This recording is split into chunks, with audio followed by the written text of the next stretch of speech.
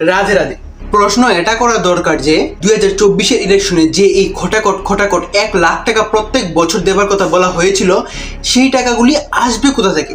সরকারের কাছে টাকা কামানোর কিছু সোর্স থাকে, যেমন মানুষের রোজগারের উপর ইনকাম ট্যাক্স লাগানো, বিজনেসের জিএসটি লাগানো, অথবা বিদেশ থেকে আসা জিনিসপত্রের উপর কাস্টম ট্যাক্স লাগানো। আর এইসব ট্যাক্স যা একত্র হয়েছে তার উপর ইন্টারেস্ট থেকে কামানো। এছাড়া কিছু পাবলিক সেক্টর ইউনিট আছে যার মধ্যে বেশিরভাগই এত প্রফিটেবল থাকে না। এর মানে সরকারের কাছে যা টাকা আছে তার বেশিরভাগ অংশ লোকজনের উপরে লাগানো ট্যাক্স থেকে আসে। আর এই ট্যাক্সের টাকা দিয়ে সরকারের দায়িত্ব থাকে যে তারা এই টাকাগুলি দিয়ে রাস্তা, রেল রাস্তা, পোর্টের মতন ইনফ্রাস্ট্রাকচারগুলি আধুনিক করে তোলা, পরিবেশকে ভালো করা, গ্রিন এনার্জির সাধন উপযোগী করে তোলা। কিন্তু সরকার এই টাকা দিয়ে কালার টিভি বিলি করা এবং খটাকট স্কিমের মধ্যে লাগিয়ে দেয়। এখন আপনি এই জায়গায় প্রশ্ন করতে পারেন যে আধুনিক রাস্তা বানানোর কেন দরকার? অ্যাকাউন্টে ডাইরেক্ট টাকা দিয়ে দাও।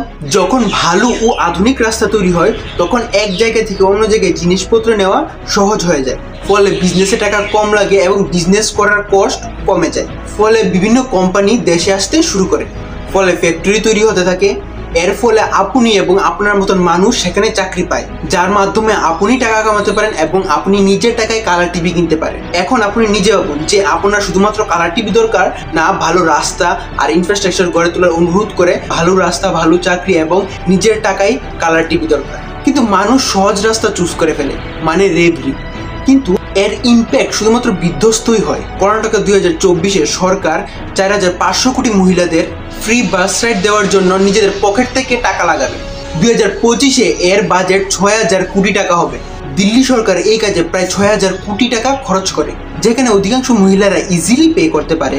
দিল্লি সরকার বিদ্যুৎ ফ্রিতে 3500 কোটি টাকা খরচ করে, প্রায় 7000 কোটি টাকা ফ্রি জলের জন্য। দিল্লির বাজেট 2024 থেকে 25-এ প্রায় 76000 কোটি টাকা। এর মধ্যে প্রায় 17000 কোটি টাকা এই তিনটি রেবরি বিলি করতে চলে যায়। এখন এই পরিস্থিতিতে আপনি টিচার্স এবং এমপ্লয়ারদের স্যালারি দিতে পারেন না, ফলে আপনি সেন্ট্রালের দিকে ঝুলি ফেলে দেন। সেন্ট্রালও কোথা থেকে টাকা আনবে? তো সে ওয়ার্ল্ড ব্যাংক থেকে চায়। যেই টাকা চাহিদা করে ওয়ার্ল্ড ব্যাংক থেকে, সেটা আবার সরকার এই ফ্রি জিনিস দিতে গিয়ে বিলি করে দেয়। সহজ কথায় ডাইরেক্ট জলে।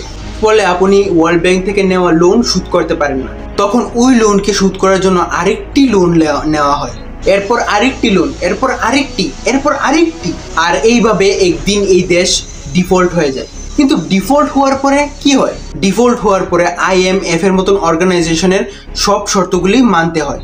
দেশ আরো বেশি করে টাকা ছাপানো শুরু করে দেয়, যার ফলে জিনিসের দাম বেড়ে যায়। আপনার গ্যাস থেকে শুরু করে সামান্য রেশন পর্যন্ত দামি হয়ে যায়। ফলে বিজনেস ইউনিটস নিজেদের ফ্যাক্টরি বন্ধ করতে থাকে, ফলে আনএমপ্লয়মেন্ট বেড়ে যায়।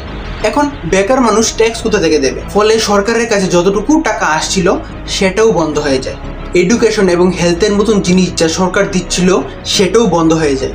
মানুষ এমন স্থিতিতে রাস্তায় এসে পড়ে। বহু দেশে এমন স্থিতিতে দাঙ্গা হয়, মানুষ রাষ্ট্রপতির ঘরে পর্যন্ত চলে যায়। সরকার চালানো লোকজন দেশ ছেড়ে চলে যায় এবং এর ফলে এইসব দেশের মধ্যে গৃহযুদ্ধ চলতে থাকে। এইসব শুরু হয় রেবরি কালচারের দ্বারা। এর কোনো উদাহরণ আছে? এমন কি কোনো দেশ আছে যেখানে এইসব ঘটেছে? বহু দেশ আছে। সেসব দেশের কথা জানবো আমরা এর পরের পর। যদি ভিডিওটা ভালো লাগে লাইক করুন, শেয়ার করুন, সাবস্ক্রাইব করুন। আমার একটা ইনস্টাগ্রামে অ্যাকাউন্ট আছে, সেখানে গিয়ে ফলো করে দিবেন। ততক্ষণের জন্য ধন্যবাদ। Mayday, call karo, weather is shifty. You think I'm fighting you like calm and chemo overhype. Boy finding attention like is finding Nemo. Mere पेट में जाना है तेरी जर्नी, परवाह भी करेगा तू कर मी। You're like Alapino. कभी ना थकूं मैं, कभी ना रुकूं मैं, तुझे करूं डिसमेंटल। मन करे तो करूं मैं तुझे मैनहैंडल। पहले करना पड़ा गैम्बल, अब देखो मेरा पूरा ग्रैंड कैसीनो। फिर भी किया मैं सैंडल, मेरे नाम का बना क्राइम्स कैसीनो। हवा की खोज में फंसा है ये कमाल बंदा।